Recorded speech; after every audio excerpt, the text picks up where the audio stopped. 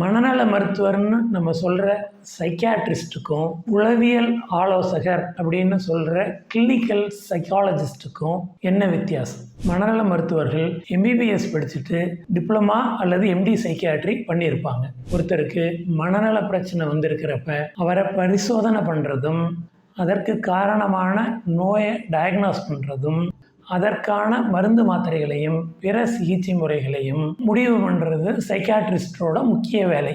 Clinical psychologist MSc psychology படிச்சுட்டு clinical சைக்காலஜியில் MPhil psychology பண்ணியிருப்பாங்க. வந்திருக்கிற மனநல பிரச்சனையை சைக்கலாஜிக்கல் டெஸ்ட் பண்ணி டயக்னாசிஸை உறுதி பண்ணுறதுக்கு உதவுறதும் அந்த பிரச்சனைக்கு தேவையான கவுன்சிலிங் சைக்கோதெரப்பி மாதிரியான உளவியல் சிகிச்சைகள் கொடுக்கறதும் கிளினிக்கல் சைக்காலஜிஸ்டோட முக்கியமான வேலை.